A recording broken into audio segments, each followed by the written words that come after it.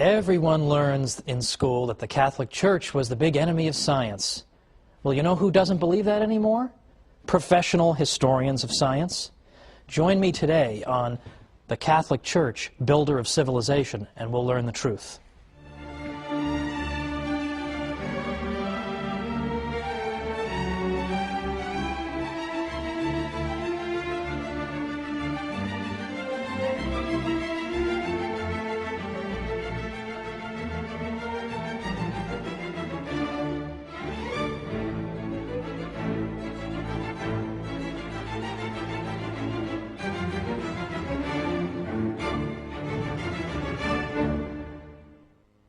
Welcome to the Catholic Church, Builder of Civilization. I'm Thomas Woods. It comes as a surprise, doesn't it, to learn that the Catholic Church may have had a positive role in the development of science, right?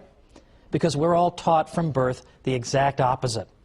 In school, in the media, in movies, scientists are always brave martyrs against the ignorant church that wants to suppress their findings. Well, you might be excused for this view if you lived 100 years ago, because then the dominant book on the subject was written by a fellow named Andrew Dixon White. I mentioned him in our first program because he wrote a book called A History of the Warfare of Science with Theology in Christendom. This became the defining volume on this subject. But it is full of nonsense. In fact, it turns out that in White's book, you actually read that the Catholic Church taught that the earth was flat. Now, we saw last time there is not the tiniest stitch of evidence for that. But White, anxious to portray the church as silly and backward and ridiculous, simply repeated what other historians had said without bothering to investigate it. That was the quality of his book. Since then, White's book has been so dramatically overturned that you'd think we'd be reading something about it. We'd hear, hey, the Catholic Church, after all, played an important role in the sciences, but instead, we hear only crickets. There's no real anxiety, there's no anxiousness to get to the truth in this matter. I wonder why that is. Well, there are a lot of modern historians who, unlike Professor White, are still alive and who are doing work right now and who have concluded that, in fact, the Church has played at least some kind of positive role, and some scholars even go so far as to say that the Church had certain ideas that were indispensable to the development of science. That's the opposite of what we hear, right? But you have scholars saying this all the time. Thomas Goldstein, Toby Huff, A.C. Crombie, Edward Grant, David Lindbergh, Professor Heilbronn at Berkeley, and many others. So what are they saying? And how dare they say this? Don't they know the Catholic Church is nothing but an oppressor of the geniuses of the world? Well, let's look at some of the claims that these new historians are making. And by the way, they are not all Catholic. Some are Catholic, some aren't Catholic. I've deliberately gone out of my way to consult historians of science who are non-Catholic, some of whom are even anti-Catholic, in order to show that this is for real. This isn't a bunch of Catholics writing some books to make the Church look good. This is the consensus among professionals today. Now, one of the most important principles that the Catholic Church contributed to the development of science comes from a biblical verse that was one of the most frequently quoted in the whole Middle Ages. And that verse is Wisdom 11:21. And that verse tells us that God has ordered all things according to measure, number, and weight. Okay, so that doesn't sound explosive right off the bat, but I promise you it is. God has ordered all things according to measure, number, and weight. What did people take that to mean? They took it to mean that the universe God has created is orderly. It makes sense. It's intelligible to our minds. It's mathematical. It's ordered according to patterns. Measure, number, weight. There is something mathematical about the universe. St. Augustine, for example, said God is like a great geometer. He's a great practitioner of geometry. So for anybody watching who hated geometry, hated math, well, St. Augustine is implicitly rebuking you, because in fact mathematics is really a language that God uses. in ordering and fashioning this universe that he's given us. So the Christian tradition, through this wisdom verse that was quoted all through the Middle Ages, dramatically amplifies an existing tradition in the West, going back to the 6th century BC and the great pre-Socratic philosopher and mathematician Pythagoras. In the 6th century BC, Pythagoras had said, you know what the universe is made of? It's not made out of air or water or earth, as some of his contemporaries had said. It's made out of numbers. That's the fundamental constituent of our universe. Not physical stuff, but numbers, math. Math is everywhere. And this Christian tradition, building on Wisdom 11:21, took Pythagoras' obscure insight and, in effect, developed a whole civilization around it. That's pretty important. And in fact, even scientists who may not have given the matter a second thought lived in a civilization in which the orderliness of the world was taken for granted. So, for example, let's consider the gentleman who drew up for us the first periodic table of the elements, Dmitri Mendeleev. He so believed that the universe was orderly that when he began arranging the elements, and perhaps you've seen the periodic table of the elements, got all the constituent parts of our world, and they're listed according in rows, and then a series of rows creates columns, and he found that elements that were next to each other on the table possessed similar characteristics. Well, then he got to about element number 21, and there was a gap there. He couldn't find an element that should fit there. But he said, the relationships keep working if I skip number 21 and I keep going. But so convinced was he that something had to go there. So convinced was he that God couldn't have given us this universe, or that he couldn't believe we could live in a universe where there'd be a big gap on the periodic table. There had to be something that belonged there. So he predicted, well, someday we'll discover an element that goes there. I mean, what nerve the guy has to say, of course we'll find something to fit into the gap on my chart. But sure enough, what did they find? 10 years later, the element scandium was discovered. Where does it go? It's atomic number 21. So this is a key feature of our civilization. And in fact, the scientific method cannot be pursued unless you believe the universe is orderly. Because what do you do in the scientific method? What's it all about? The scientific method consists of gathering data about the world around you, and then studying that data, looking for patterns, trying to understand it, and then developing hypotheses about the data. Why do I think thus and so is occurring? And then devising experiments to then confirm or disconfirm my various hypotheses. Now, you cannot follow those steps unless you believe the universe is orderly. Because I have to be sure, I have to have a confidence that if I run the same experiment multiple times under the same conditions, I will get the same results. Now, if I live in a disorderly universe, I have no right to expect that.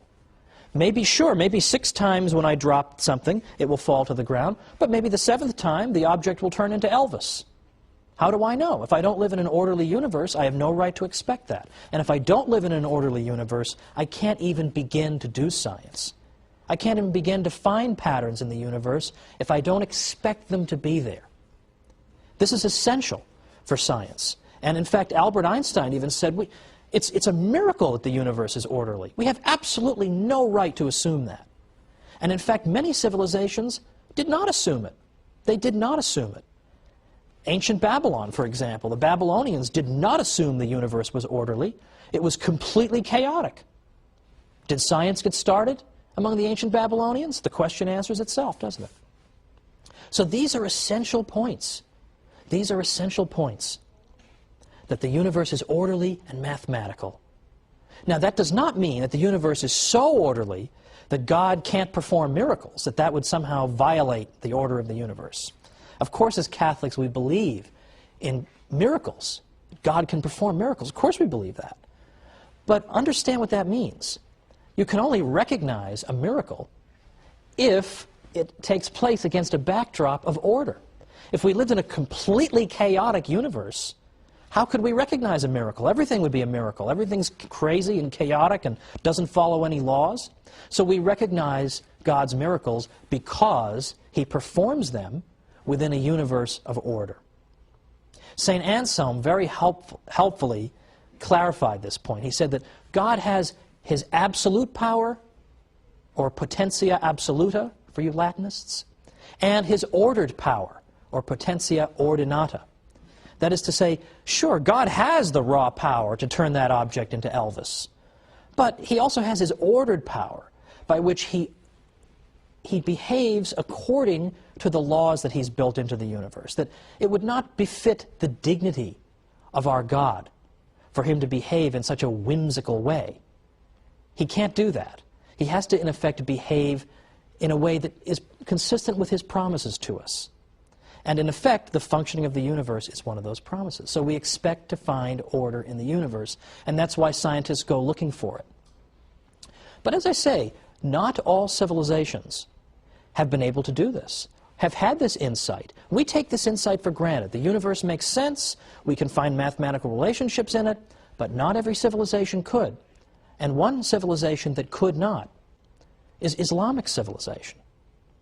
Now, there's much we can say about Islamic contributions to civilization and even the sciences. For example, in some of what we might call the applied sciences, like medicine and optics. Well, Muslims made great contributions in those areas.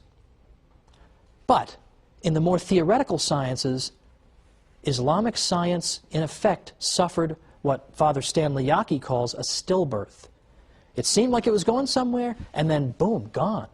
And then today, of course, Islamic civilization is largely a backwater, scientifically. Now, why is that? Why did Islam suffer such devastation in terms of the sciences? One reason involves this matter of the ability to view the universe as being orderly. Islamic civilization could not do that. Because if you were to say that the universe is ordered according to certain laws that must be observed, that would be an insult to Allah, who may behave as arbitrarily as He wants. What looks like a law to you may just be one of His habits that He can discontinue at any time. Well, we got a break now, but come on back for some more myth-busting about the Church and science.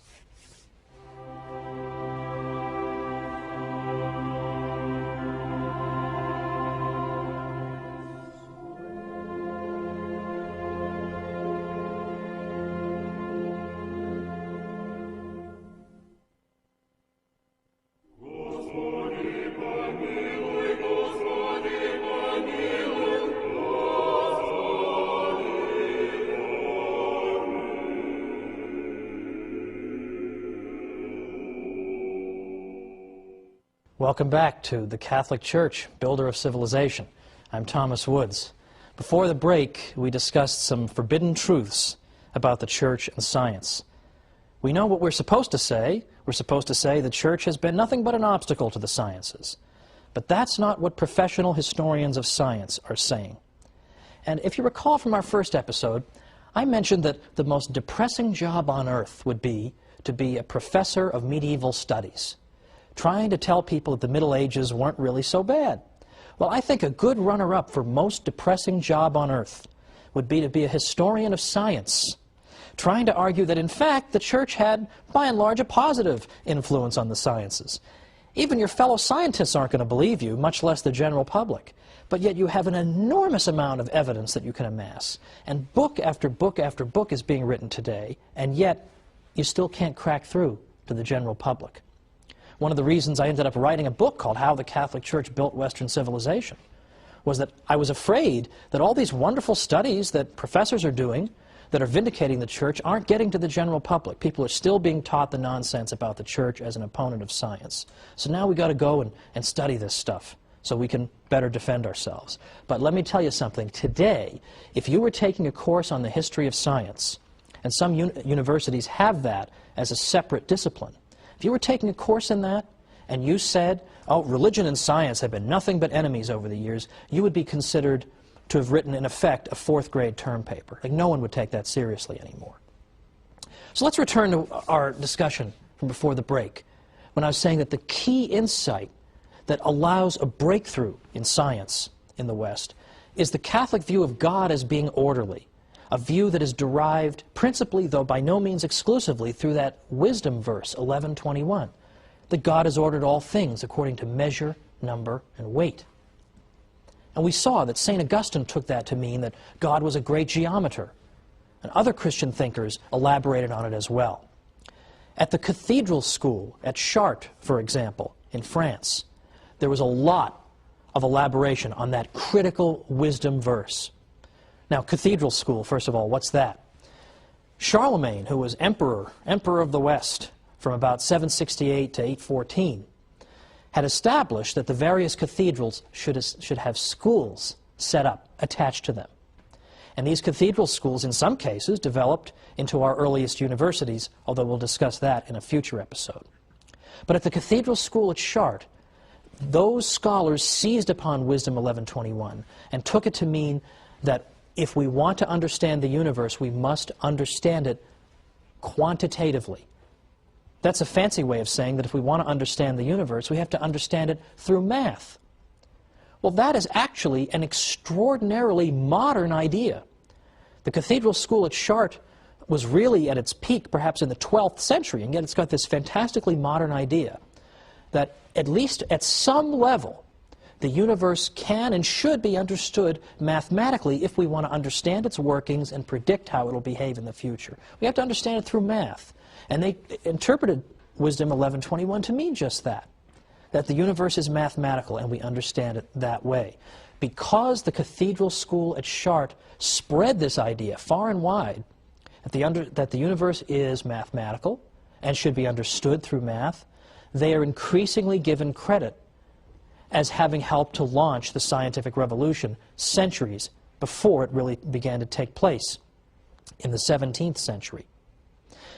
In addition to that, the scholars at Chartres took for granted that God was orderly and had built natural laws into the world, and that if we want to understand how the world works, we first use our natural reason.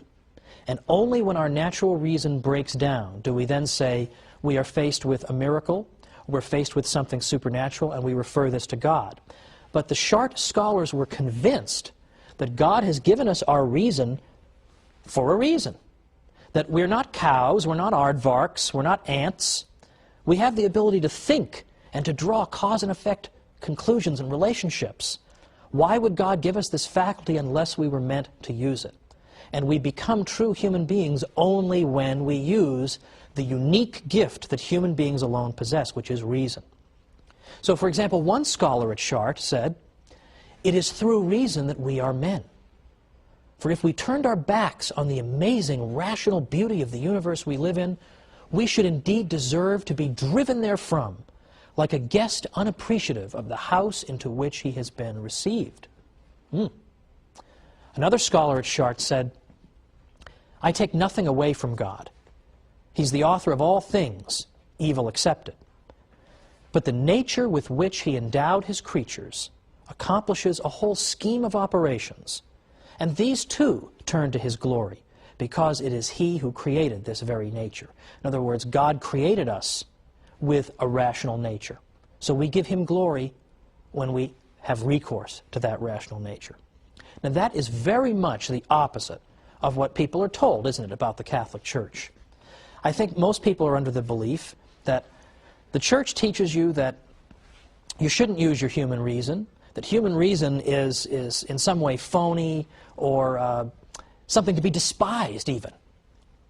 But to the contrary, here we have one of the most accomplished and important schools of the whole Middle Ages telling us that we should use our reason if we want to understand the way the universe works.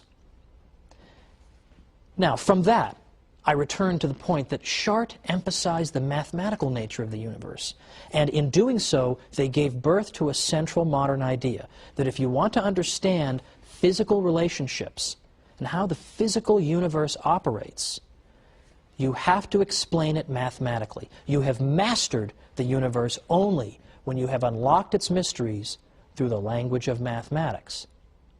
And that's why Sir Isaac Newton was so impressive to people in the 18th century, when with a single equation he was able to account for all the motion in the universe. that was an extraordinarily elegant explanation of a seemingly complicated problem. All the different kinds of motion could be reduced to one equation. And so in the sense in which we're speaking of, he understood the universe because he was able to take disparate phenomena that are all different kinds of motion, but yet account for them all with one simple, elegant mathematical equation. So he is simply bringing to fruition the mission that the Cathedral School of Chartres gave to the scholars and scientists of the West. Now, another problem that was solved in large part by the Cathedral School at Chartres goes all the way back to the ancient world, all the way back to the world of ancient Greece and Rome.